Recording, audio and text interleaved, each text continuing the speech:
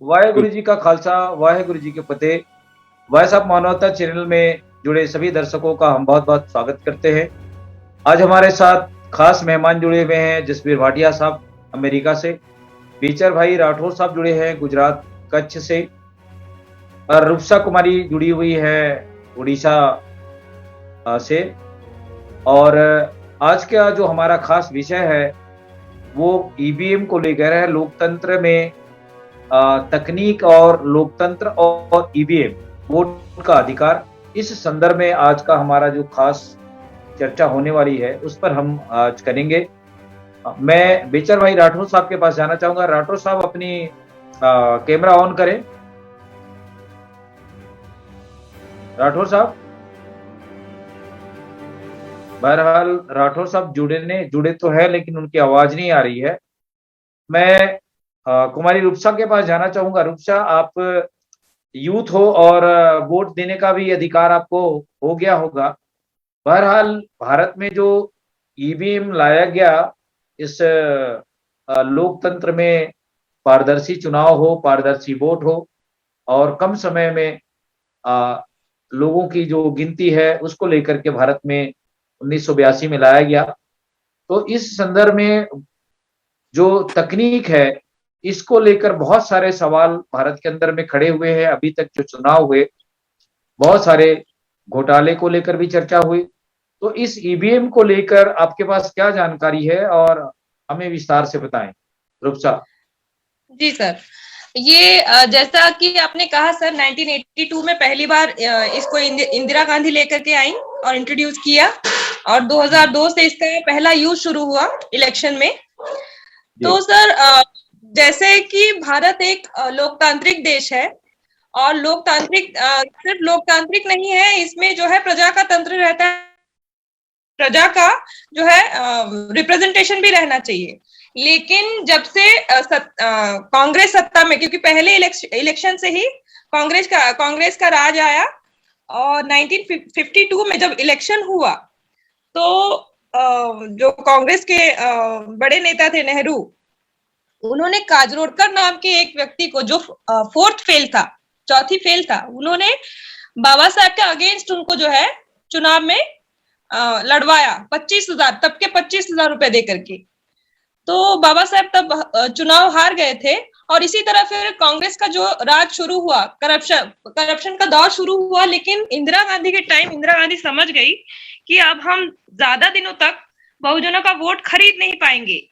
खरीद फरोख्त जो चलती थी वोटों की, तो उनको कहीं ना कहीं समझ में आ गया था। तब मंडल कमीशन का मुद्दा भी बहुत जोर पकड़े हुए था। तो इनको मालूम था कि SC/ST को 22.5% है, अब OBC भी चिल्ला रहा है, इनको भी रिप्रेजेंटेशन कहीं ना कहीं देना पड़ेगा।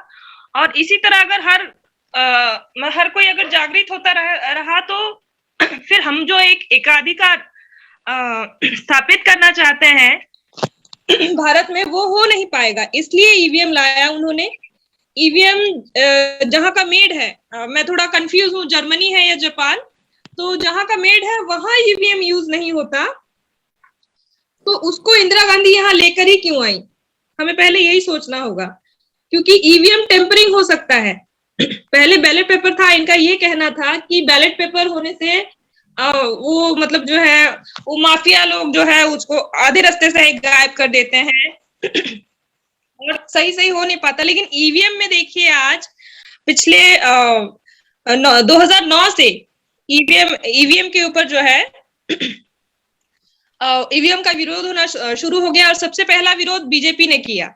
बीजेपी के जो सुब्रमण्यम बालास्वामी, उन्होंने पहला केस किया था ईवीएम के ऊपर, जिसका रिजल्ट आया था 8 अक्टूबर 2013 को, जिसमें उन्होंने कुछ पॉइंट्स बताए थे, ईवीएम में कुछ बताए थे, और उसको वो 4 फॉल्ट ये थे कि आप उसमें जो है, जैसे आप बैलेट पेपर में वोट करते हैं तो उसमें आप देख सकते हैं, आप दोबारा जो है वेरीफाई कर सकते हैं कि मैंने किसको वोट डाला।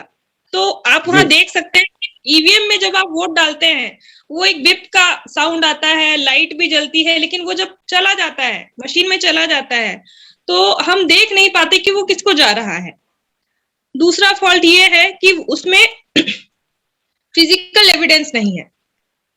फिजिकल एविडेंस कहीं आपको मिलेगा नहीं। एक बार वोट चला गया तो चला गया, आप उसको फिजिकली वेरीफाई नहीं कर सकते हैं। पहले बैलेट पेपर के टाइम क्या था कि जो कोई भी बंदा अगर रीचेक करना चाहे तो वो उसका वोट फिर बाद में रीचेक कर सकता था, लेकिन इसमें वो नहीं हो सकता है।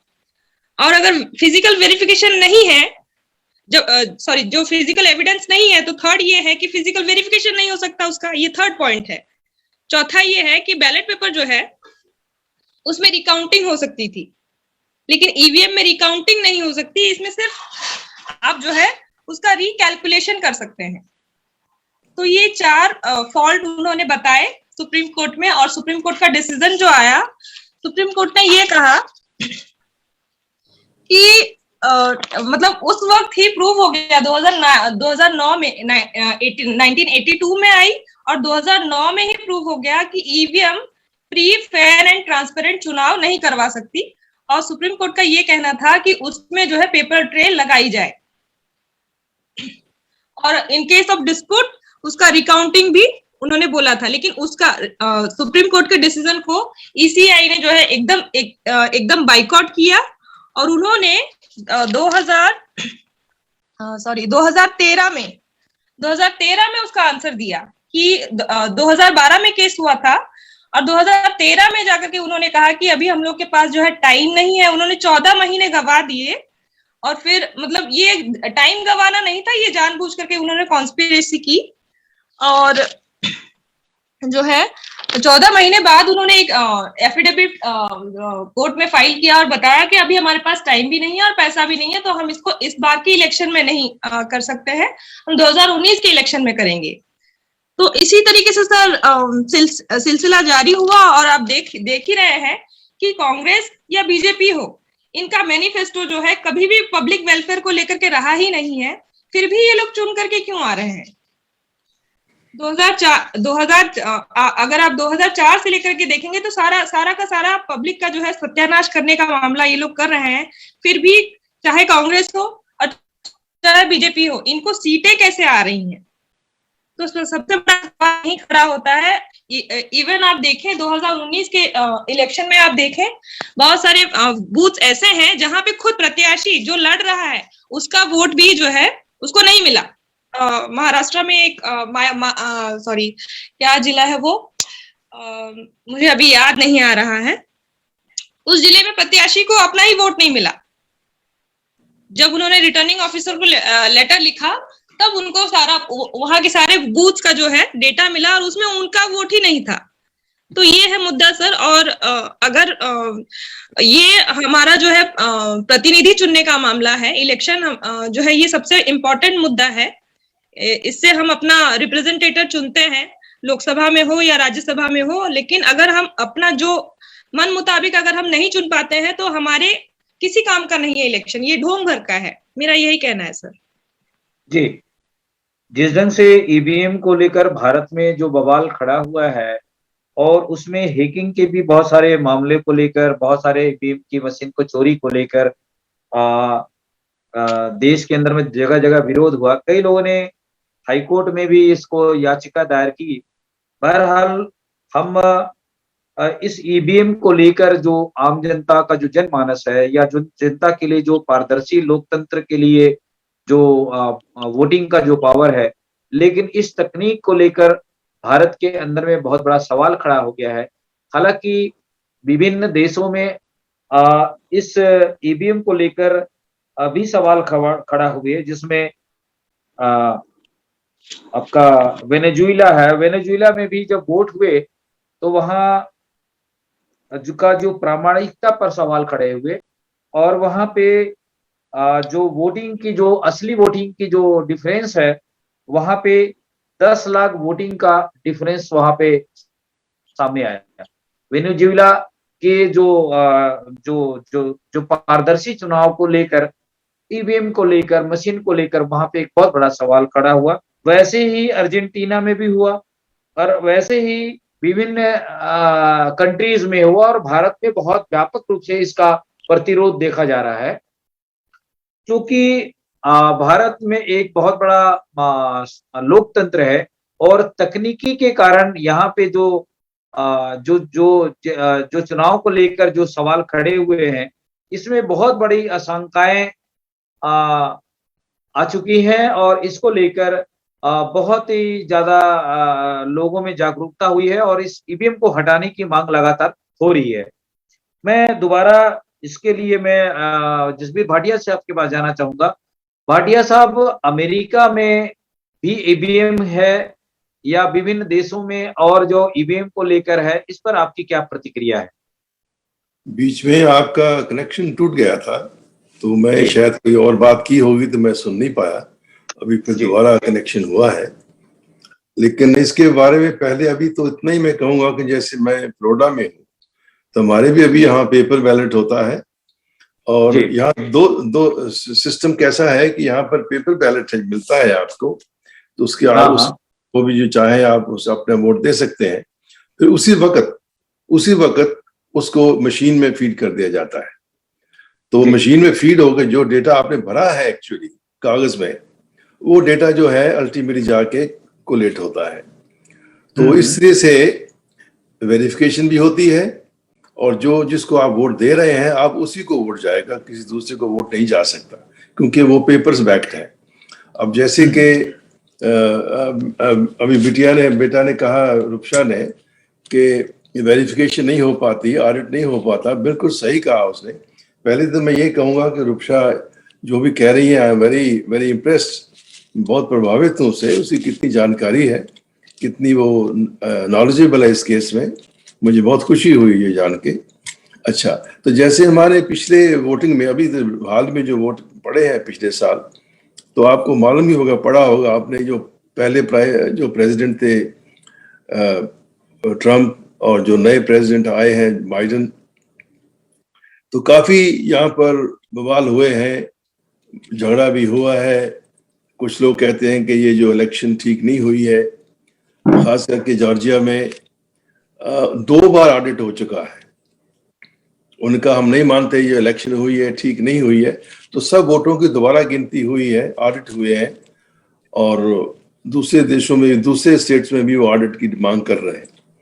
तो ये बात उनका कहना बिल्कुल सही है कि ईवीएम में तो कुछ है ही नहीं, आप एक बार मशीन में डाल दिया किसको वोट जा रहा है, कैसे वो उसका सॉफ्टवेयर है, कैसे उसको मैनिपुलेट करते हैं। जैसे मैंने सुना था, एक वीडियो हमें आया था पिछली इलेक्शन में, पंजाब से किसी ने शिकायत की, भाई देखो हम जो भी बटन दबाते हैं, लेकिन वो जो बीजे का बटन जो है मशीन दबा रहता है, उठता ही नहीं। तो वो मशीन कैसे करेगी जो आपने ऑटोमेटिकली पहले ही वोट डाल रखा है परमानेंटली। तो ये तो सरासर गलत बात है।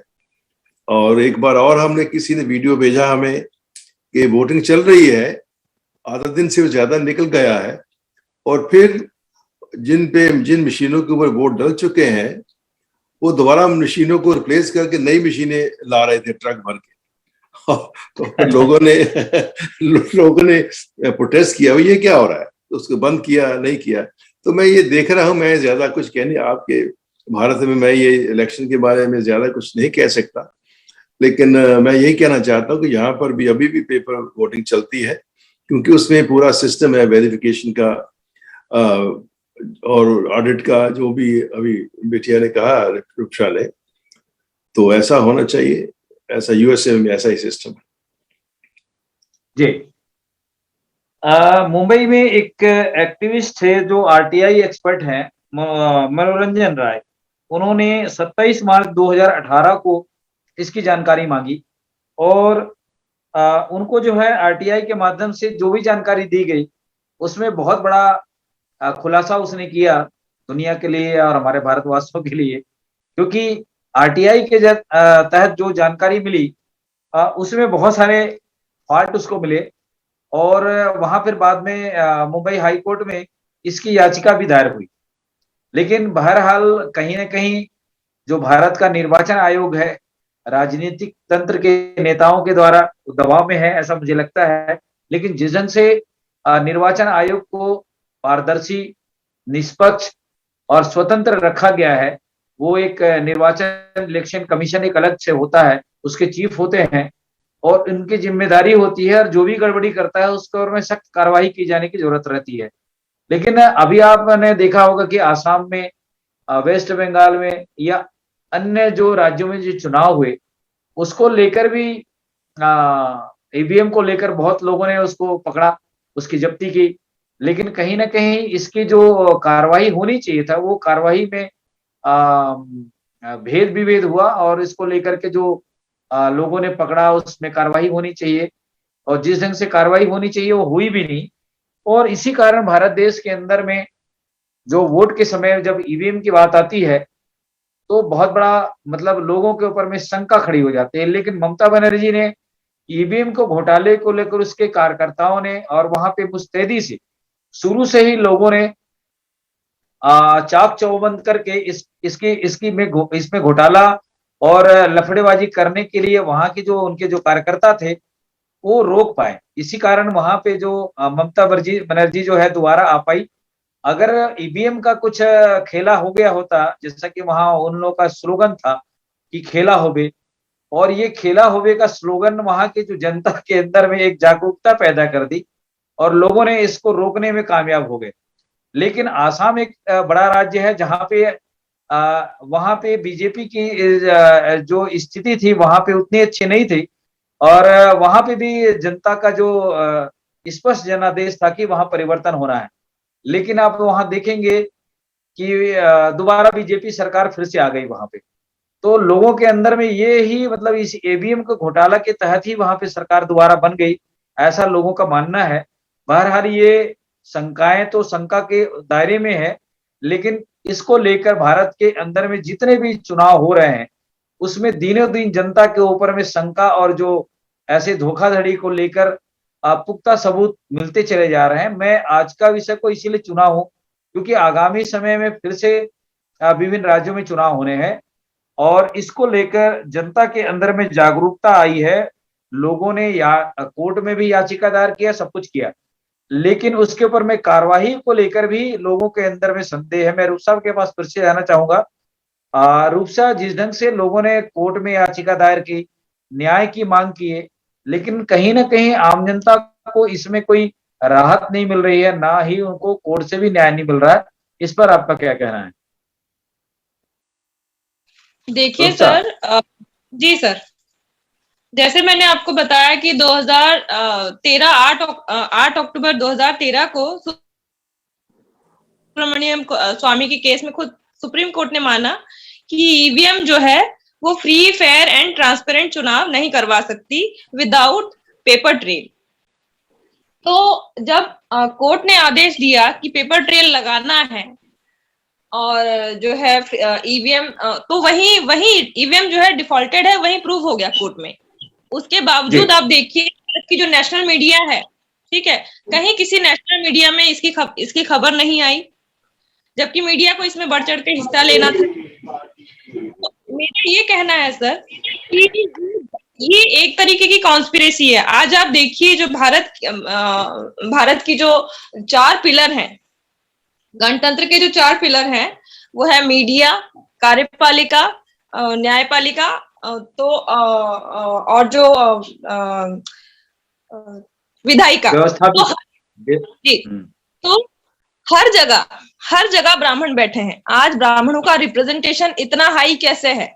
वो सिर्फ 3% है, जबकि पीपल रिप्रेजेंटेटिव एक्ट के तहत जिस पार्टी को 6% वोट मिलते हैं वही नेशनल लेवल की पार्टी मानी जा सकती है। तो ब्राह्मणों की संख्या ही 3% है, तो 3% लोग कैसे 6% वोट जो है वो गेन कर सकते हैं? वो बहुजनों का वोट गेन करते हैं। और आप देखिए आज ब्राह्मणों की 5 जो है नेशनल लेवल की पार्टियां हैं, ये कैसे संभव हो पाई हैं? तो उन्होंने सिस्टम पहले से ही जो है हाईजैक कर रखा है। आज अगर सुप्रीम खुद मान रहा है, उसके ऊपर केसेस हो रहे हैं, तो क्या हमारे नेताओं को नहीं मालूम है? सबको मालूम है, सुप्रीम कोर्ट के जजेस को मालूम है। इवन आप देखिए नरसिम्हा राव, ठीक है, ये उस टाइम 2009 में ही उन्होंने एक जो है किताब लिखी थी, डेमोक्रेसी एट रिस्क। पर उसको पढ़ने वाला कौन है? उसके ऊपर आवाज उठाने वाला कौन है? गणतंत्र में जनता की चलती है। रिपब्लिकन कंट्री में तो पब्लिक की ही चलती है, लेकिन पब्लिक ही अवेयर नहीं है।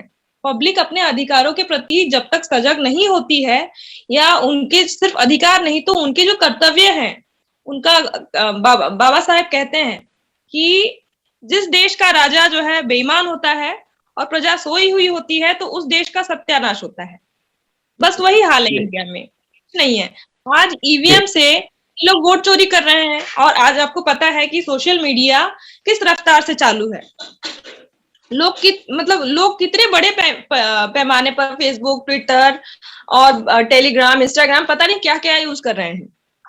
तो हम ऐसा नहीं कह सकते हैं कि ईवीएम का मुद्दा किसी को मालूम नहीं है या ये बदमाशी कोई पकड़ नहीं पा रहा है। सब अपना अपना जो है सोचने में लगे हुए हैं। एम्प्लॉइज सोचते हैं कि हाँ मैंने कमा लिया, मैंने अपना चला लिया, मेरे बच्चे हो गए, बस खत्म, वो वहीं तक सीमित है। मराठी में एक कहावत है कि बाल्या बाली एंड दाह बाय दाहची खोली, बस इतना हो गया, मैं, मेरी बीवी, बच्चा, बस, और मेरा घर, यहीं तक सीमित है। तो जो एक मिडिल क्लास तैयार हुआ, बाबा साहेब या हमारे जितने भी महापुरुष थे, उनके 200 साल के संघर्ष के बाद जो एक हमें ये जो अधिकार मिले, तो लोगों को आज तक समझ में ही नहीं आया इलेक्शन क्या होता है या इलेक्शन में क्या ताकत होती है। बस इंडिया की जनता इतना जानती है कि हम वोट देंगे, सरकार चुनकर आएगी और सरकार को हमारे लिए काम करना है, पर कैसे करना है या अगर नहीं कर रही है तो उसके लिए क्या रूल्स रेगुलेशंस होने चाहिए, ये जनता को पता ही नहीं है। इसीलिए जो है आज ईवीएम का भांडाफोड़ करना इतना मुश्किल हो रहा है, और ईवीएम को हटाना भी बड़ा मुश्किल, मेरा तो ये मानना है। जी, बहुत शुक्रिया रूपसा, हम आपके पास फिर से लौटेंगे। बेचर भाई राठौर साहब, हमारी आवाज आ रही है अब तक? राठौर साहब, बहरहाल वो हमसे कनेक्शन तो हुए हैं लेकिन वो सामने नहीं आ रहे हैं। ठीक है, बहरहाल उनसे फिर दोबारा कोशिश करेंगे।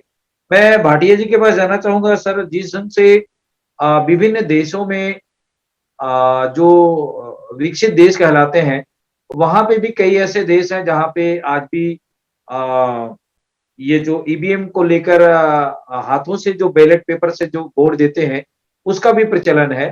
तो इसको लेकर जो कंट्रोवर्सी है और जिस देश की जनता उस चीज को हटाना चाहती है, तो जनता सर्वोपरि होती है लोकतंत्र में, तो उसकी मांग को, उसकी जायज मांगों को लेकर सरकार ऐसे अनसुना क्यों है? जिस ढंग से अमेरिका में भी अभी ये बातें आपने कही कि वहां भी लोग शंकास्पद हुआ क्योंकि ट्रंप हार गया और दूसरे कैंडिडेट आ गए, तो अब वहां पे सवाल खड़े हो गए। तो ये सवाल खड़ा करने वाला कहीं ना कहीं सत्ता शासन में है वो।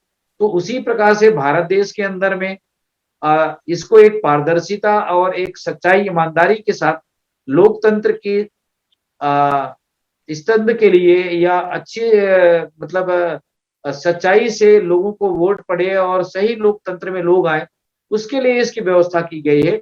लेकिन कहीं ना कहीं इस पर जब जनता सवाल खड़ी कर रही है तो इसमें चेंजेस होना चाहिए, परिवर्तन होना चाहिए। क्या ख्याल है भाटिया साहब इस संदर्भ में? हमारे देखने सुनने वाले लोगों के लिए आज का विषय महत्वपूर्ण है, क्योंकि ईवीएम को लेकर देश के अंदर में, जनता के अंदर जो 90% आबादी है वो शंकास्पद है, इसको हटाए जाने की मांग भी कर रही।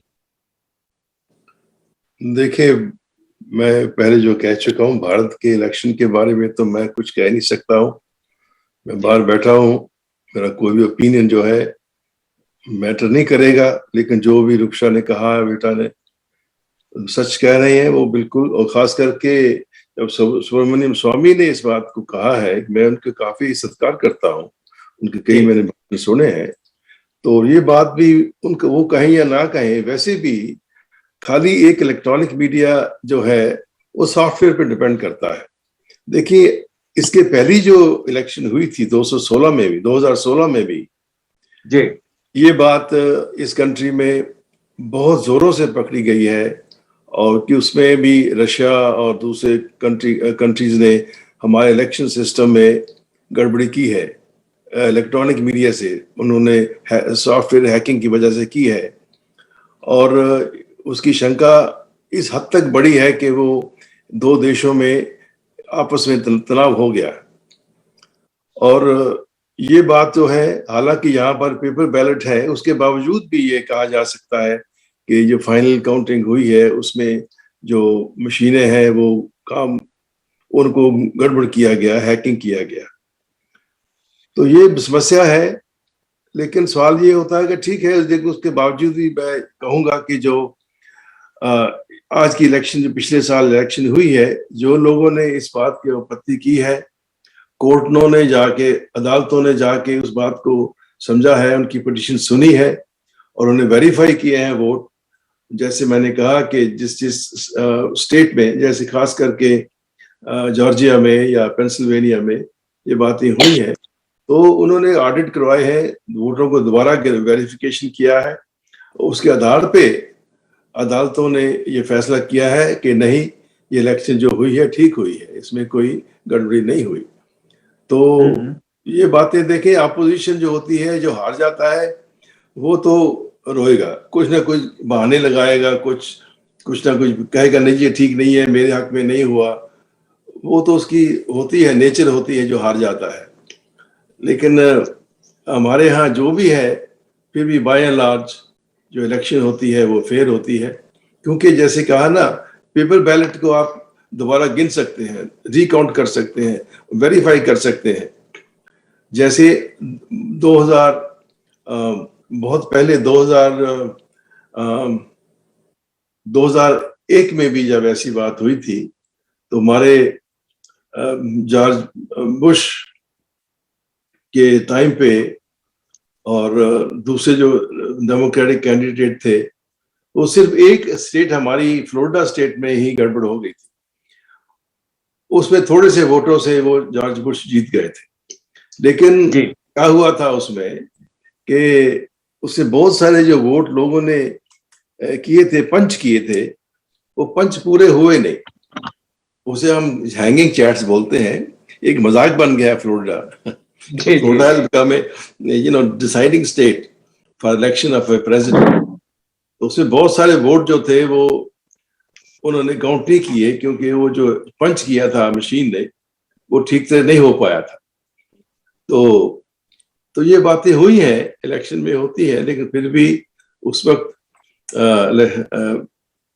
जो थे, क्या उनका नाम था, नाम भूल रहा हूं उनका, बड़े वो एनवायरमेंटल प्रोफेसर रह गए हैं। लेकिन जो बात मैं कह रहा हूं कि यहाँ पर फिर अभी भी पेपर वोटिंग है, पेपर से होता है, अब वेरिफिकेशन हो जाती है। और जब सुप्रीम कोर्ट के पास भी जब केस जाता है तो वो सब सुनवाई करते हैं, और उनके फैसले जो है, उन्होंने कहा है कि ये इलेक्शन हुई जो है वो फेयर है, तो ये इलेक्शन ठीक है। जी, बहुत शुक्रिया भाटिया साहब, आपने विस्तार से हमारे देखने सुनने वालों को इस बात की जानकारी दी है। बहरहाल भारत के अंदर में आगामी समय में फिर से भारत में लोकसभा का चुनाव होगा। अभी कई राज्यों में इससे पहले राज्यों के चुनाव होने वाले हैं। तो इसको लेकर जो जागरूक जनता है वो लगातार ईवीएम को लेकर सवाल कर रही है, और हमारा मुद्दा भी आज यही है, क्योंकि मेन स्ट्रीम की मीडिया इस ईवीएम को लेकर ना तो कोई ज्यादा इसको दिखाना चाहते हैं, ना बताना चाहते हैं, क्योंकि सत्ता शासन में जुड़े हुए लोग हैं जो चाहते हैं अपने स्वार्थ सिद्ध को लेकर जो उनकी रोटियां सेकी जाती है। तो भारत के जो ग्रामीण क्षेत्र की जो जनता है, जो बहुसंख्यक लोग हैं, जिन्हें बहुजन कहते हैं, 90% मूल निवासी कहते हैं, उनको लगातार आजादी के इतने सालों के बाद भी, वोट देने के बावजूद भी, कहीं ना कहीं जो कांग्रेस और बीजेपी के जो लोग हैं, वो इन वर्ग के लोगों को गुलामी की जंजीरों में, या उनके जो सामान्य जिंदगी जीना है, जिनका जो आर्थिक स्तर ऊंचा होना चाहिए, उनको संविधान ने राइट दिया हुआ है कि पढ़ लिख करके उन्हें आरक्षण मिले और वो समाज की मुख्य धारा से जुड़े। लेकिन आज कहीं न कहीं इनके हक अधिकारों का हनन लगातार हो रहा है, और जो भी सरकारें बैठती हैं वो इन समाज के लोगों के साथ नाइंसाफी करती है। इसको लेकर जो जिस समाज के अंदर में मूल निवासी बहुजन समाज के जो जनप्रतिनिधि लोग हैं, पढ़े लिखे लोग हैं, उनको ये सवाल समझ में आ रहा है कि कहीं न कहीं सरकार में ऐसे ईवीएम के माध्यम से विधायक, मंत्री, सांसद बन करके जो चले जाते हैं, वो इनकी आवाज नहीं उठाते। ना इनके जल जंगल जमीन के लिए, ना इनके शोषण के लिए, ना इनके आर्थिक स्थिति को लेकर। तो कहीं ना कहीं इसमें भारत देश के अंदर में जो जागरूकता आई है, और यही कारण है कि आज लोग सवाल खड़े कर रहे हैं, और जहां जब सवाल खड़े शुरू हो जाते हैं तो वहां हक अधिकार की भी बात आ जाती है। तो हम आज हमारा मकसद यही है कि ईवीएम को लेकर जो जनता के अंदर में जागरूकता आ रही है, और कहीं ना कहीं भारत के लोकतंत्र में जो जनता सर्वोपरि है, और एक पारदर्शिता इलेक्शन कमीशन को होना चाहिए, उस पर भी सवाल खड़े हो चुके हैं। हम दोबारा आज आज इस कार्यक्रम में छत्तीसगढ़ के हमारे दाऊ नंद कुमार जी भी आने वाले थे, वो भी अपनी आज के इस डिबेट में उनको हिस्सा लेना था, बहरहाल वो नहीं जुड़ पाए। हम और भी मेहमानों के साथ में बहस करना चाहेंगे, इसको और भी हम अगले एपिसोड के माध्यम से करेंगे, क्योंकि आज और भी मेहमानों को आना था। बेचर भाई राठौर साहब, हमारी आवाज आप तक अगर पहुंच रही है तो आप आए हमारे स्क्रीन पे और अपनी विचार व्यक्त करें। बेचर भाई साहब, बहरहाल वो उनका स्क्रीन पे कोई समझ में नहीं आ रहा, आवाज भी नहीं आ रही है, हम दो ही मेहमान हैं। तो मैं आज इस ईवीएम को लेकर जो जानकारियां, जो आंकड़े भारत के अंदर में जो खड़े हुए हैं, इसमें बामसेप के राष्ट्रीय अध्यक्ष मामन मेश्राम साहब ने भी कोर्ट में याचिका दायर की, और उनको भी कोई डिसीजन प्राप्त हुआ है। उन्होंने भी देश की जनता को लगातार घूम घूम करके ये जागरूक करने की दिशा में अभियान भी चला रहे हैं।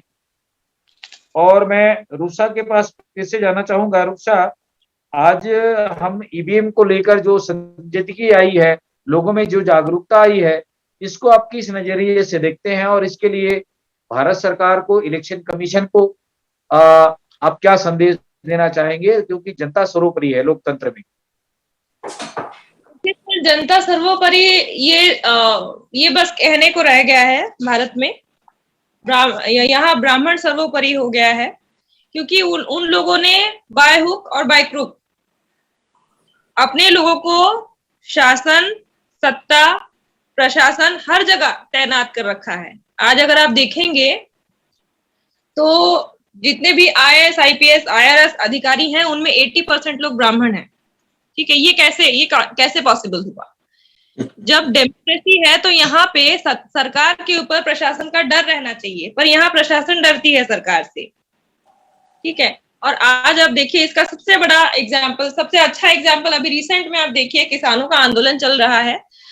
इससे पहले इतना बड़ा आंदोलन कभी भारत में नहीं हुआ, जितना बड़ा आंदोलन आज किसानों का खड़ा हुआ है। तो इतना बड़ा आंदोलन मैं जब से जानती हूँ या थोड़ी बहुत समझ मुझे लगी है, तो इतना बड़ा आंदोलन और इतना लंबा आंदोलन मैंने कभी नहीं देखा। पर आज ऐसा क्या हुआ है कि सरकार एकदम से बहरी, गूंगी, ऐसा क्यों बिहेव कर रही है उनके साथ? इवन रास्ते खोद डाले। ठीक है, रास्ता खोदना ये कोई लीगल काम नहीं है, आप जानते हैं, ये इलीगल काम है। ठीक है, तो रास्ते खोद डाले, बड़े बड़े गड्ढे बना डाले, किसानों के ऊपर अटैक हुआ, पुलिस फोर्स लगा दी। ऐसा क्यों हो रहा है? सरकार का आप रवैया देखें तो हमें सीधा सीधा समझ में ये आता है कि सरकार को आज किसी का डर नहीं है। डर कैसे नहीं है? पहले कांग्रेस के टाइम में ये लोगों का वोट खरीदते थे, पर कितने दिन तक खरीदेंगे? कभी ना कभी तो जनता जो है, जो पढ़े लिखे लोग हैं, क्योंकि ये लोग किसी भी तरीके से कितना भी चाहें, हमारे लोगों को पढ़ने लिखने से रोक नहीं पा रहे थे। भले ही बहुत कम जो है आरक्षण का लाभ आज भी हमारे लोगों को, ओबीसी को 4% भी नहीं हुआ है, और SC ST को तो 2% भी लागू नहीं हुआ है। उनको 22 थालियां दी गई हैं, 22 थालियों में से 2 थालियां अभी तक अवेल हो पाई हैं लोगों को, SC ST को।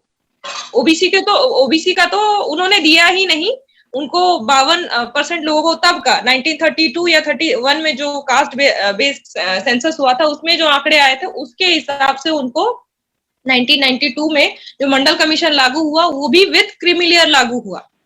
अब क्रीमी लेयर ही नहीं मालूम लोगों को। तो देखिए, इतना सारा जो करप्शन है, ये सरकार ऐसे ही नहीं कर सकती है। इतने खुल्लम, आज देखिए बीजेपी खुल्लम खुल्ला बदमाशी कर रही है, ठीक है। पैसे जो है जो लोगों के वेलफेयर के लिए लगाना चाहिए, स्कूल्स खोलने चाहिए, कॉलेजेस खोलने चाहिए। गांव में देखिए स्कूल्स नहीं है, बच्चे जो है पुल्स के नीचे पढ़ते हैं, कहीं पेड़ों के नीचे बैठकर पढ़ रहे हैं, कहीं छत गिर गई है, बच्चे मर गए हैं, बहुत सारी चीजें हो रही हैं। और भी है, बहुत सारी स्कीम्स के लिए पैसे जो है सैंक्शन होते हैं पर मिलते नहीं है। आज देखिए बच्चों का वजीफा मिलना बंद हो गया है। तो ये सारी चीजें सर कहीं ना कहीं को रिलेटेड है, इंटर रिलेटेड है आपस में। और सरकार ने आज एक ऐसा सिस्टम खड़ा कर दिया है कि उनके विरोध में आप खड़ा नहीं हो सकते। आज जनता जानती तो है, जागरूक तो है, लेकिन विरोध नहीं कर पा रही है। आज जनता को इस जो है स्टेटस में उन्होंने ला करके खड़ा कर दिया है कि जनता एकदम त्रस्त है।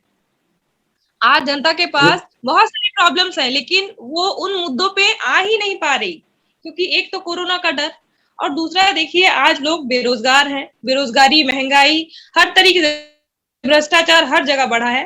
तो लोग मेरा तो यही लोगों को संदेश है कि कितनी भी प्रॉब्लम्स आए हमें अपने मुद्दे को नहीं छोड़ना चाहिए। और सरकार को ये संदेश देना चाहती हूँ कि वो चाहे कितना भी कुछ कर ले, चाहे कितना भी करप्शन कर ले, या ईवीएम के थ्रू वो अगर सोचती है कि वो अपना राज कायम कर ले जाएगी, तो हर हिटलर जैसे लोगों का अंत आ गया तो ये सरकार फिर क्या है। तो वो थोड़ा इन सब बातों को सोचे और आगे और करप्ट ना हो और अपनी गलतियों को माने। और आई होप वो पब्लिक वेलफेयर का काम करे, लेकिन इनसे किया नहीं जा सकता है उम्मीद, पर फिर भी मैं ये मैसेज उनको देना चाहती हूँ। जी, बहुत शुक्रिया रूपसा जी, आपने ज्वलंत मुद्दों पर सटीक विचार रखे हैं। मेघराज जी हमारे साथ आए थे। मेघराज जी कुछ कहना चाह रहे हैं? मेघराज जी, राठौर साहब, बहरहाल राठौर जी भी डिस्कनेक्ट हो रहे हैं। मैं भाटिया जी के पास जाना चाहूंगा। भाटिया साहब, जैसा कि अभी रूपसा जी ने जवाब दिया है और सरकार से ये एक सच्चाई की आवाज को उन्होंने लोगों तक पहुंचाने की कोशिश करी है, इस संदर्भ में रूपसा की जो विचार है उसको आप कितना तार्किक मानते हैं और क्या सोचते हैं, बताएंगे? हाँ, मैं थोड़ा सा ध्यान दूसरी तरफ हो गया, लेकिन वंस अगेन मैं वही कहूंगा कि रिक्शा बेटी ने जो कहा है बहुत ही प्रभावशाली है। I am very impressed with her for her knowledge. और जैसे आपने कहा कि बंगाल में चूंकि जनता सतर्क थी, अलर्ट थी, तो वो ज्यादा गड़बड़ ना होने नहीं कर पाई सरकार या जो भी थी। इसी तरह से हमको जागृति पैदा करनी है। आज नहीं तो कल अल्टीमेटली लोगों की आवाज को सुनना पड़ेगा। जिस तरह से उन्होंने कहा है कि किसान की मूवमेंट है, देखो वहां भी लोग डट के खड़े हैं, चाहे सरकार सुन नहीं रही है बात उनकी, वो गलत है। उन सब किस्म के रुकावट डाल रखी है उनके लिए। फिर भी यही कहूंगा कि जनता को आप जागरूक करें और हर प्रदेश में जनता जो है इस बात के लिए अलर्ट रहे कि गड़बड़ ना हो, और जो सिस्टम आपका है उसको मैं तो क्या कह सकता हूं, तो ये तो आपके देश की बात है। लेकिन जो भी रूपसा ने कहा है मुझे बहुत अच्छा लगा है। बस यही है, आप जागृति पैदा करें।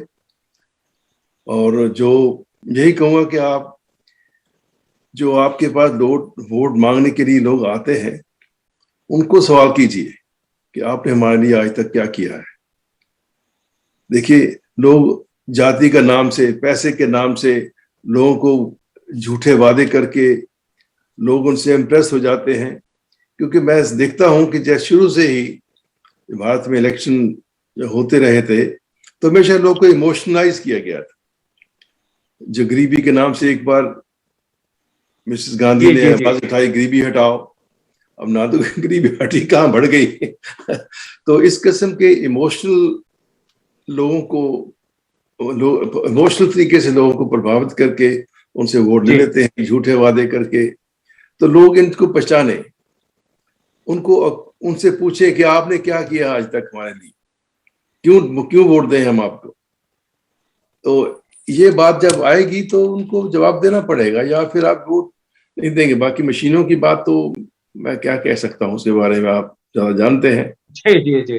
यही कहूंगा कि भाई हाँ। जागृति पैदा करिए, लोगों को अलर्ट करिए हर प्रदेश में, जैसे रूपसा बेटी कह रही हैं, उनके नॉलेज जो है सबको पहुंचाएं, ताकि लोग समझ पाए कि उनके वोट की क्या कीमत है, और इस तरह से उसको बहकावे में आके झूठे वादों के सुन के वोट ना दें।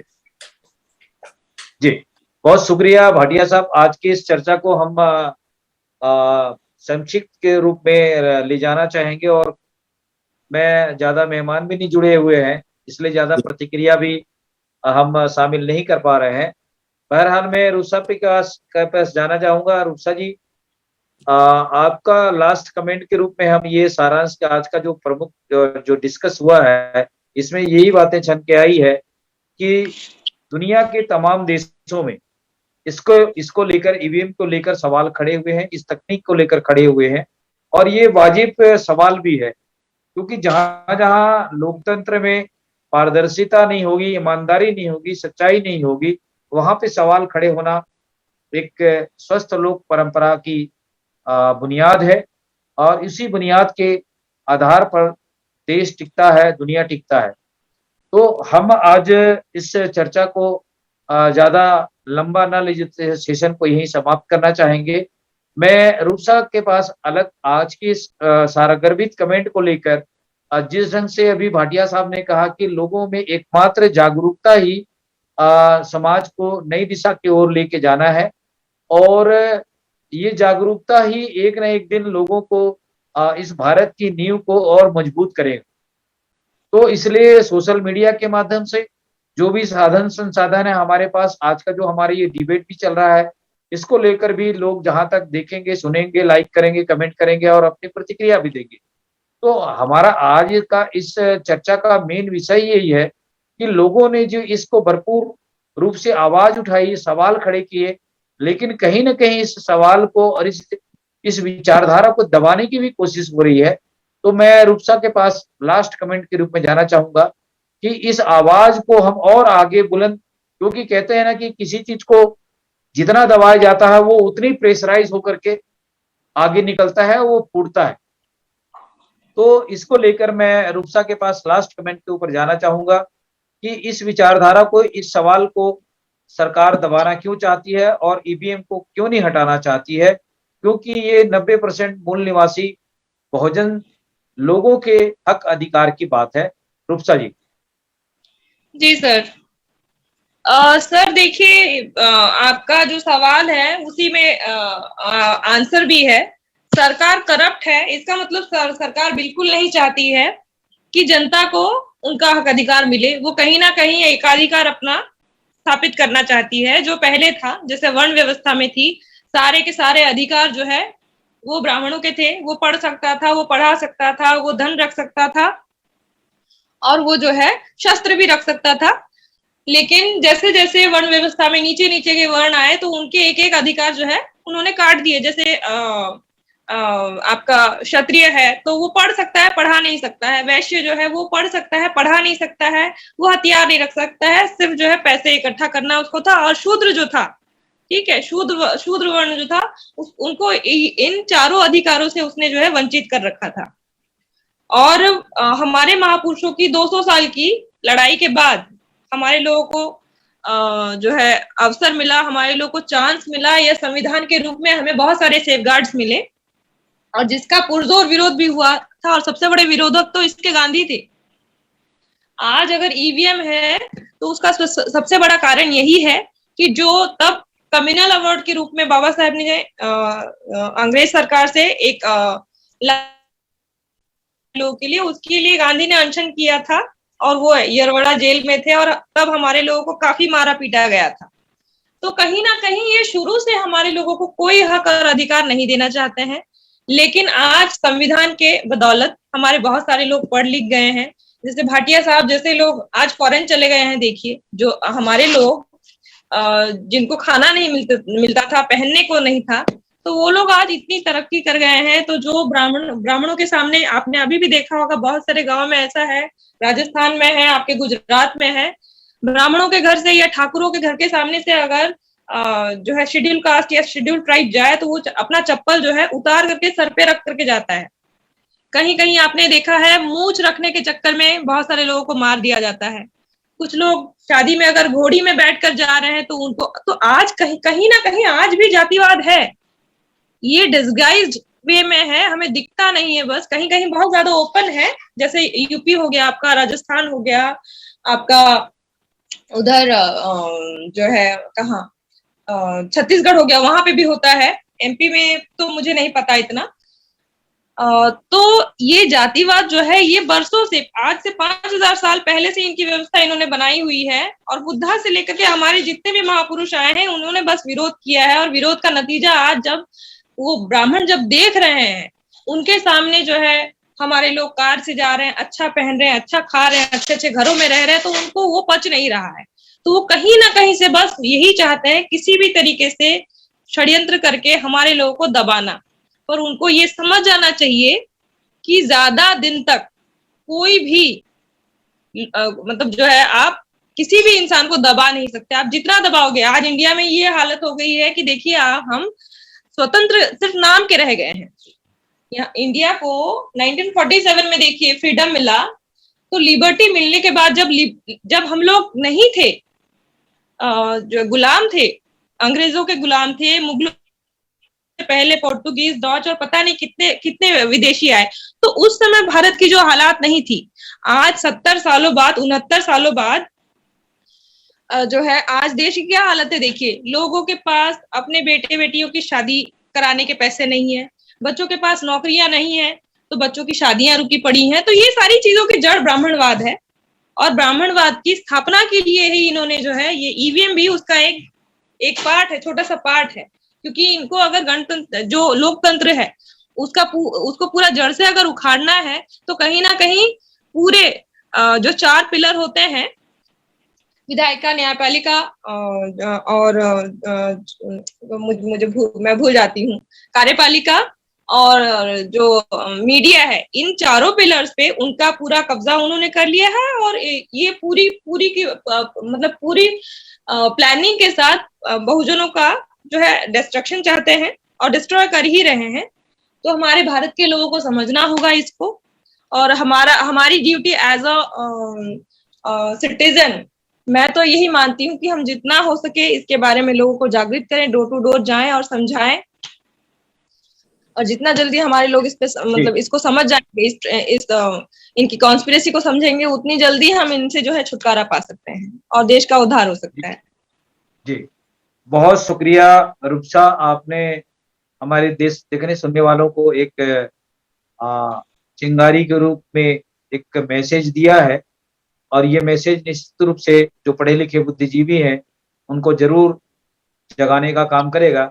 मैं लास्ट कमेंट के रूप में भाटिया साहब के पास जाना चाहूंगा कि भाटिया साहब, अभी इस बेटी ने जो इतनी सारगर्भित बातें हमारे देखने सुनने वालों को बताई है और कही है, उनका संदेश निश्चित रूप से हमारे देखने सुनने वालों तक जरूर जाएगा।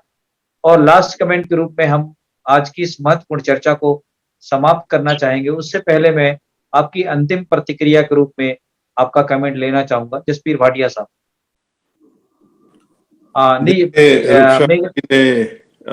कहा है कि 200 साल से हमारे पूर्वज इसके लिए लड़ाई कर रहे हैं, लेकिन 200 साल क्यों बेटिया, 500 साल का हो।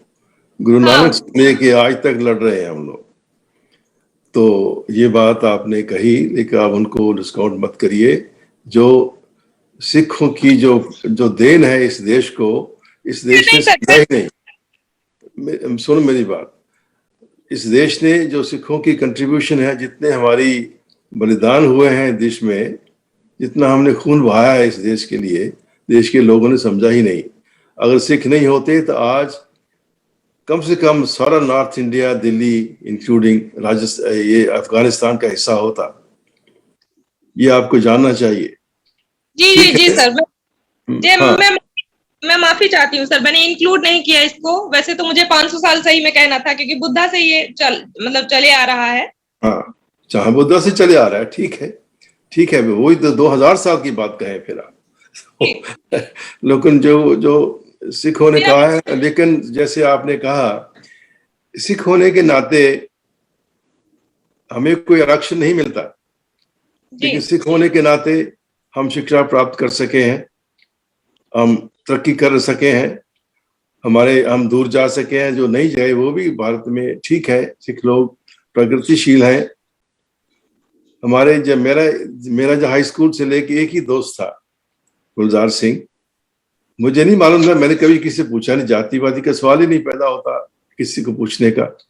और मैं पढ़ता था एक जैन स्कूल में, तो एक बार उनके घर गया तो उन्हें मुझे लेके गए घर अपने, तो वो पता चला कि वो उनके पिताजी उनके जुलाहे थे, यानी कि वो शेड्यूल कास्ट से थे। खैर हमें इसमें कोई पता ही नहीं क्या होता है, शेड्यूल कास्ट बच्चे हैं। हाई स्कूल तक वो मेरे घर भी आए, वो पढ़ लिख के गए, कॉलेज तक नहीं जा सके क्योंकि उनके पास शायद इतनी पैसा नहीं था। मेरे माता पिता भी, जैसे मैं तो पाकिस्तान में मेरा जन्म हुआ था, तो हम उजड़ के आए, खाली हाथे आए थे हम लोग, हम रिफ्यूजी बन के, कुछ नहीं था हमारे पास। मेहनत की, मेरे पिताजी ने पढ़े लिखे थे, एजुकेशन थी उनके पास, और कुछ नहीं था। उन्होंने एजुकेशन के हिसाब से मुझे जितना मैं पढ़ सका, फिर गवर्नमेंट से लोन लेके मैंने इंजीनियरिंग पढ़ाई की। 8वीं में मुझे स्कॉलरशिप मिला, बिकॉज मैं पंजाब में अच्छी वर्नाकुलर एग्जामिनेशन होता है, तो इस तरह से हम पढ़े हैं। और तो पढ़ाई लिखाई काम आती है, कोशिश करें आप लोग शिक्षा जितनी प्राप्त कर सके। और जैसे पिछले ऐसे ही जूम मीटिंग्स में ये बातें हुई हैं कि शिक्षा घर से शुरू होनी है, पहले माता पिता सबसे पहले शिक्षक होते हैं बच्चों के। जैसे बेटा, आपकी जो जानकारी देख के मैं बहुत इम्प्रेस्ड हूँ, यू आर सो नॉलेजेबल। लेकिन जो समाज ज्ञान है, आपका समाज ज्ञान है, आपके बारे में आपका जो विरसा है, आपकी जो हेरिटेज है, उसके लिए स्कूलों की जरूरत नहीं है। वो आपको माता पिता से मिलनी है, आपको अपने समाज से मिलनी है, आपके समाज के बड़ों से मिलनी है। तो आप जागरूक होए अपने अधिकारों के लिए। आप वासी हैं, भारत के असली वासी हैं, शुरू के वासी हैं। आप आदिवासी तो शब्द नहीं ठीक है कि आप भारत के जो ओरिजिनल लोग हैं, वो है आप। भारत आपका देश है, हमारा देश है। तो ये जो बाहर के आए लोग हैं, उन्होंने अपने सत्ता के लिए, प्रभु सत्ता के लिए ये जात पात का सिस्टम बनाया। चलो, मैं नहीं कहना चाहता हूँ, मैं किसी को ऑफेंड नहीं करता हूँ, हम किसी के दुश्मनी नहीं करना चाहते, हम सबकी भलाई चाहते हैं। तो चाहे ऊंची जात है, छोटी जात है, जात का नाम ही नहीं होना चाहिए। तो फिर मैं यही कहूंगा कि आप जागरूक हैं, सबको इस बात का ज्ञान होना चाहिए कि मेरे वोट की कितनी ताकत है, और मैं किसी अरब आदमी को झूठे वादों से मैं वोट नहीं दे सकता या दे सकती, जैसे भी हो। इस बात की जागृति आप में होनी चाहिए, और कोई रास्ता नहीं है, जागृति के अलावा और कोई रास्ता नहीं। जी, बहुत शुक्रिया जसबीर भाटिया साहब। आप यूं तो आप भारत की इस भूमि से ही जाकर के अमेरिका में सेटल हो गए हैं। बहरहाल आप भी लगातार भारत के बहुसंख्यक समाज के बारे में चिंता करते हैं, और बहुत सारे आप जैसे लोग भी वहां से, अमेरिका से रह करके भारत के बहुजन समाज के लोग, दबे कुचले लोगों के बारे में चिंता करते हैं। ये हम लोगों के लिए बड़े सौभाग्य की बात है। और जिस ढंग से गुरुओं की आपने बात की है, और उन्होंने कहा भी है कि जो भी हक अधिकार जुल्म के खिलाफ लड़ाई लड़ता है, ये तो सिखों के इतिहास में हमेशा से ही रहा है। उनकी कुर्बानी को हमें याद करनी चाहिए, उनसे प्रेरणा लेनी चाहिए। गुरु गोविंद सिंह साहब अपने चारों बच्चों को कुर्बान कर दिए जुल्म और न्याय के खिलाफ में, तो हमें उनसे प्रेरणा मिलनी चाहिए, हमें गुरु ग्रंथ साहिब से प्रेरणा मिलनी चाहिए।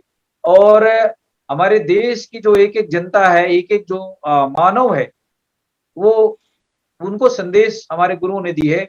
और मानवता के लिए उन गुरुओं ने जो संघर्ष किया, सुख समृद्धि के लिए, जुल्म के लिए खिलाफ में, अन्याय के खिलाफ में लड़ाई लड़ी, कुर्बानियां दी, इससे हमें प्रेरणा मिलती है और यही कारण है कि आज दुनिया में मानवता के लिए, प्रेम के लिए, सेवा के लिए सिखों को जाना जाता है। उनके इस विचारों को हम हमारे देखने सुनने वाले ज़रूर गौरव करेंगे और प्रेरणा भी लेंगे। मैं जसबीर भाटिया साहब का बहुत शुक्रिया अच्छा, भाटिया साहब कुछ और करना चाहेंगे लास्ट कमेंट? जी। या मैंने कहा कि जैसे आप गुरु गोविंद सिंह की बात की आपने, जी। गुरु नानक से लेके जो उनके साथी थे भाई मर्दाना, जी। वो सबसे जो छोटी से छोटी जात होती है मरासी जात, मरासी पंजाब में मरासी लोग होते हैं जो बहुत छोटी जाति गिनी जाती है। वो उनके सारी जिंदगी उनके साथी रहे। जहां जहां गुरु नानक साहब गए हैं दुनिया में, उन्होंने सफर किया है, वो मर्दाना उनके साथ गए हैं। और मर्दाना जब वो उनका देहांत हो गया, जो मक्का से वापस आते हुए, तो उसके बाद गुरु नानक साहब ने जाना छोड़ दिया। तो गुरु गोविंद सिंह ने जो 5 प्यारे बनाए हैं, जैसे प्यारे 5 फर्स्ट फेवरेट 5 पी, जिसको पहले उन्होंने अमृत दान दिया ना, उन 5 में 4 छोटी जातियों के थे। एक जो लाए थे, एक सब सबसे छोटी जातियों। ये समझिए कि 5 में 4 80% जो गुरु के सबसे प्यारे थे वो छोटी जाति के थे। मुझे छोटी जाति का नाम लेने से अच्छा नहीं लग रहा है, लेकिन just to make a point, आपको बताने के लिए। लेकिन मैं आपसे कहूंगा एक बात, आज मैं शिकायत करना चाहता हूं, छोटी सी शिकायत। आप बाबा साहेब के बड़े श्रद्धालु हैं, मैं भी उनके बड़ा सत्कार करता हूं। हम भी जब बातें करते हैं, आपने कई और दूसरे जूम मीटिंग्स में उनका नाम आता है। पिछले शुक्रवार में जब हमारी बात हुई थी तो शायद जगदीश जी नहीं जुड़ पाए थे, आपको भेजा था मैंने एक लिंक। बहुत अच्छा, बहुत ही इंपॉर्टेंट वो सेशन था। अगले फ्राइडे को जुड़िएगा आप। तो उसमें भी बाबा अम्बेडकर साहब की बात हुई, जब वो 1947 में अमृतसर आए। उन्होंने कहा कि हम जितने भी बहुजन समाज हैं, हम उनको सिख पर बनना चाहते हैं, हम सिख धर्म अपनाना चाहते हैं, कि आपके अंदर में जाति पाति का सवाल नहीं है, क्योंकि ये गुरु नानक से चला आ रहा है। तो उस वक्त सिखों ने, उस वक्त की जो भी शक्ति थी हमारे पास, उन्हें बाबा साहब को एक प्रेस बना के दी बॉम्बे में, और एक स्कूल भी खोला, जो वो चाहते थे उनको दिया। लेकिन फिर वो हट गए, इसलिए कहते हैं जी आप तो कहते हैं कि आपके सिखों में जाति पाति नहीं है, फिर भी है, वो हम मानते हैं। हमारे में भी अभी पूरी जाति का पूरा वो नहीं हो पाया है, इसलिए वो हट गए, नहीं बने। लेकिन मैं ये कहना चाहता हूं, विद ऑल में due respect to Baba Saheb, वो इतने विद्वान थे, इतने विद्वान थे, वो इस बात को समझ नहीं पाए कि जो जाति का कीड़ा दिमाग में लोगों के मनों में हजारों सालों से पैदा हुआ है, वो इतनी जल्दी से नहीं निकल सकता। उसके लिए समय चाहिए। 1947 में सिखों तो सांस लेने का समय मिला पहली बार। हम तो संघर्ष में पैदा हुए हैं और संघर्ष में ही आजाद हुए हैं। पिछले 400 सालों में, जब तक 1947 से पहले हमारे कत्लेआम, वहां हमारा जेनोसाइड हुआ, हजारों लोगों सिखों को मार दिया, हमारे गुरुद्वारों को ये मुसलमानों ने कब्जा कर लिया, अमृतसर को भी कब्जा कर लिया। कितनी संघर्ष के साथ लड़ाइयां लड़ी हमने। हमें सांस लेने का टाइम नहीं मिला। अब जैसे कहते हैं, इंग्लिश में कहते हैं, we are still in infancy. 400-500 साल हमें हुए हैं, लेकिन साल तो बहुत गिने जाते हैं, लेकिन संघर्ष कितना किया हमने पंजाब में। तो बाबा साहब को ये समझना चाहिए था कि चाहे सिखों में प्रगति भी हुई है, जाति पाति पूरी तरह से खत्म नहीं हुई है, लेकिन फिर भी that was the best choice. He walked away from that और बुद्ध धर्म को स्वीकार किया। बुद्ध धर्म, विद ऑल ड्यू रिस्पेक्ट, उसमें क्या शक्ति है? लेकिन उस वक्त बाबा साहेब बहुत सारे बहुजन समाज को सिख बना पाते, क्योंकि हमारी विचारधारा तो एक ही है, लेकिन बना पाते तो आज यह हालत ना होती। आज आपके 50% लोग लोकसभा में सिख होते, आप हम सब के लोग होते, इससे भी ज्यादा होते। देखिए, तो ये बाबा साहब ने गलती की थी उस वक्त, मैं ये कहना चाहता हूँ। मैंने आज तक कभी किसी से कहा नहीं, लेकिन मैं आज अपने बात छेड़ी है तो मैं कह रहा हूँ कि बाबा साहब को समझना चाहिए था कि जाति का जो प्रश्न है सिखों में, ठीक है हम पूरी तरह से उसमें सफल नहीं है अभी, लेकिन प्रगति में है, हम उस तरफ जा रहे हैं। जी जी जी, लेकिन अपोजिशन में ऐसा कुछ नहीं है। तो चलिए, ये पूरा हिस्ट्री हो गई, इतिहास है, अब वो वक्त निकल गया, लेकिन अभी भी समय अभी खत्म नहीं हुआ, हमारी जिंदगी चलेगी, हजारों सालों तक हमें चलना है आगे। तो हमें आज भी सोचना चाहिए कि हमें एक शक्तिशाली धर्म के साथ जुड़ना है। तो भारत धर्मों का देश है, इसमें धर्म बहुत प्रचलित है, बहुत धर्मों का जोर है, इससे किसी एक शक्तिशाली धर्म के साथ सबको जुड़ना है। उस जुड़ने से हमारी शक्ति होगी, प्रगति होगी और जाति। मैं एक चीज कहना चाहूंगी सर, मुझसे गलती हुई, मुझसे कहते वक्त मैं थोड़ा भूल गई। कोई बात नहीं बेटे, हाँ दैट्स ओके। करती हूँ पहले, ऐसा नहीं है कि हमें सिख धर्म के प्रति जो है हम रिस्पेक्ट नहीं करते। इवन मैं गई हूँ, बहुत बार मैं गई हूँ गुरुद्वारे, और वहां जो शांति मिलती है, मैं बहुत बार कोशिश करती हूँ कि गुरबाणी जो मेघराज प्राजी हैं वो काफी मुझे भेजते रहते हैं लिंक, पर मुझे वो पंजाबी जैसे आज आपने कहा पंजाबी में होने की वजह से मुझे समझ में नहीं आता, जबकि मैं हमेशा एक्सप्लोर करना चाहती हूँ। मेरे बहुत सारे मुस्लिम फ्रेंड्स भी हैं, सिख फ्रेंड्स भी हैं, तो ऐसा नहीं है कि हम लोग उनसे प्यार नहीं करते या उनको हम अपना नहीं समझते, ऐसा है ही नहीं। क्योंकि आज अगर आप थोड़ा बहुत हिस्ट्री में जाएंगे तो ये सिखिज्म हो गया, जैनिज्म हो गया, या बुद्धिज्म हो गया, या जो क्रिश्चियन है, ये सब भारत के हैं। ये कन्वर्जन हुआ है। जो सूफी संत गुरु जो आए थे, तो उनके आने के बाद कन्वर्जन हुआ है। किससे हुआ है? वो लोग भी यहीं के गुलाम थे, तो उन्होंने गुलामी को लात मारी, ब्राह्मणों की गुलामी को, और फिर जो है अलग अलग जो है धर्मों को अपनाया। तो हम हमेशा जो है, वो चाहे सिख हो, चाहे मुस्लिम हो, चाहे कोई हो, और कोई भी माइनॉरिटीज हो, हम उनको भाई, अपना खुद के भाई बहन ही समझते हैं।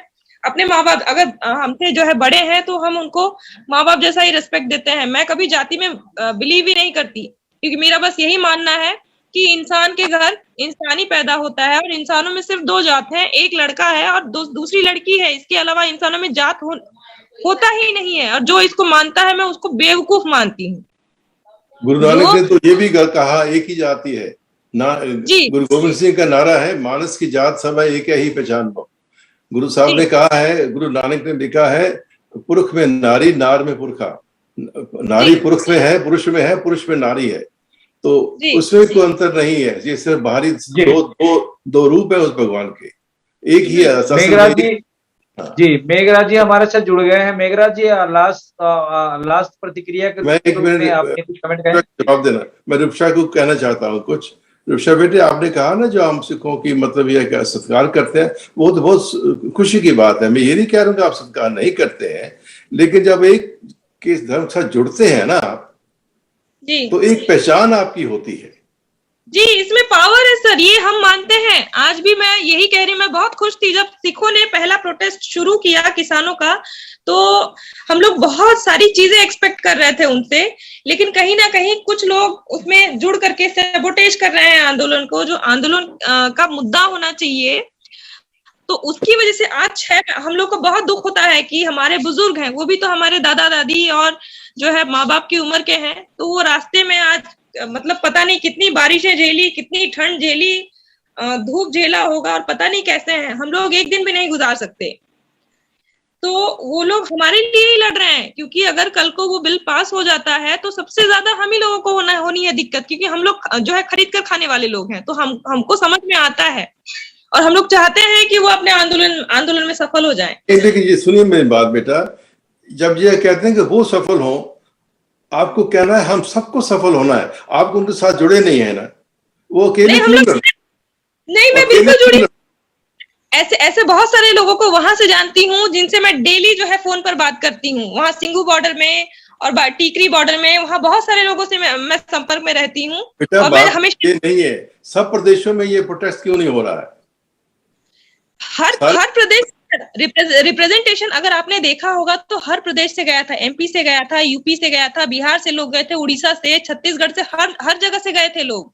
लेकिन अब जी रिप्रेजेंटेटिव तो गए थे, प्रतिनिधि तो गए थे, लेकिन मास मूवमेंट नहीं है ना, मास मूवमेंट नहीं, मास मूवमेंट ये खड़ी नहीं पाई क्योंकि इन्होंने कोरोना को इतना ज्यादा जो है मीडिया के थ्रू लोगों के बीच में, लोगों के दिमाग में इतना भर दिया। आप देखिए फर्स्ट वेव में कुछ नहीं हुआ इंडिया में, और आज भी अगर आप देखें तो सिख आंदोलन में कहीं भी कोरोना नहीं है। इस बार जो 21 तारीख को वो लोग आए थे, बैठे थे वहां दिल्ली के बाहर संसद भवन को जो घेर करके बैठा था, वहां पे बहुत सारे लोगों को मैंने ये कहते हुए सुना कि हम 6 महीने से बैठे हैं और हमारे अंदर कोई भी एक भी बंदा कोरोना से नहीं मरा। इसका मतलब आप समझ सकते हैं कि ब्राह्मण कहीं ना कहीं जानता है कि ये किसानों का मुद्दा, ये देश भर का मुद्दा है। इंडिया जो है वो एग्रीकल्चर बेस्ड है, इसकी जो इसका बेस है वो एग्रीकल्चर है। और अगर एग्रीकल्चर ही जो है इनके हाथ में चला जाएगा, विदेशी लोगों के या इन जो है वैश्य लोगों, बनिया लोगों के हाथ में चला जाएगा, तो इंडिया में कुछ बचेगा नहीं। हम ये बड़े अच्छे से जानते हैं। तो वो सिर्फ और सिर्फ कोई पंजाब का, हरियाणा का, राजस्थान का या किसी एक मतलब पर्टिकुलर किसी प्रदेश का मामला है नहीं, हम भी जानते हैं ये हमारा ही मुद्दा है। हाँ, ये है कि बहुत सारी प्रॉब्लम्स है सर, सब अपनी अपनी प्रॉब्लम से वहां पहुंच नहीं पा रहे हैं, और ब्राह्मण खुद नहीं चाहता कि ये जो प्रोटेस्ट है पूरी तरीके से इंडिया में फैले।